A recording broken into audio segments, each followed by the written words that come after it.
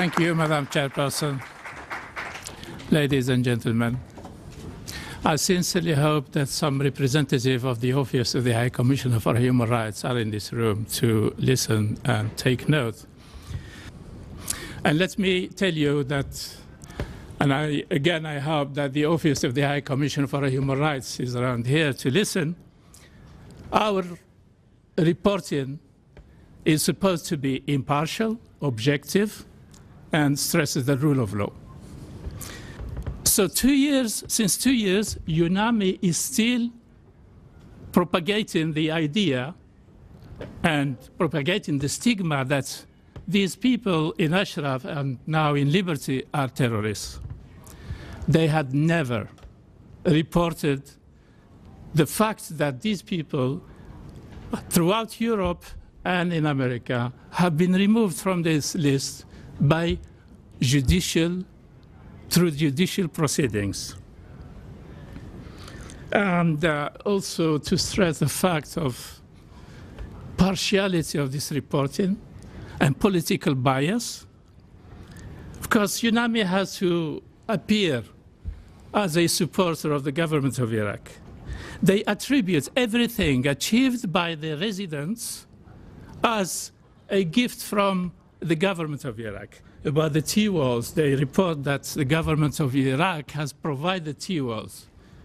Ladies and gentlemen, the government of Iraq, according to the MOU, does not provide anything.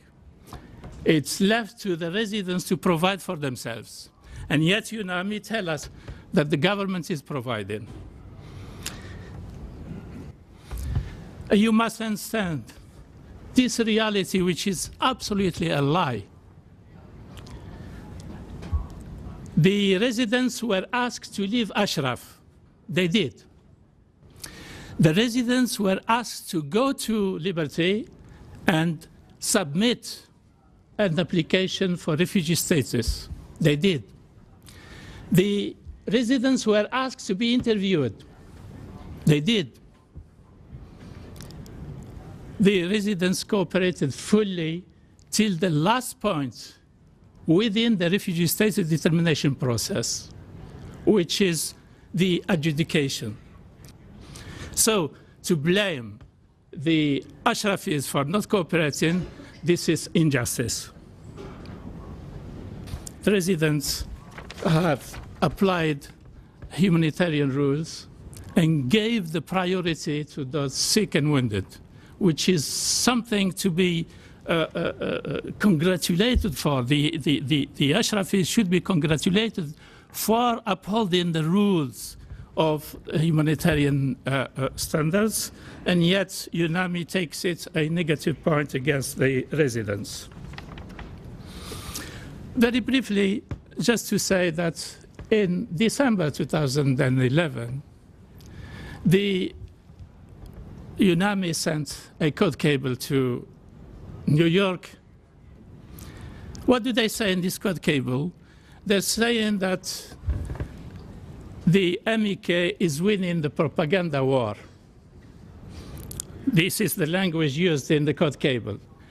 MEK is winning the propaganda war, and that the United Nations has to develop a strategy to counterattack. Is that part of the mission of the United Nations? If, again, somebody from the Office of the High Commissioner for Human Rights is in this room, I'm prepared to share with them the copy of the code cable, just to tell that Yunami will not be impartial on this issue. Because in 2011, when Yunami signed the MOU, the residents were promised that within 6 months, their status will be determined. And nobody will stay longer than 6 months in Liberty. Now it's nearly 3 years.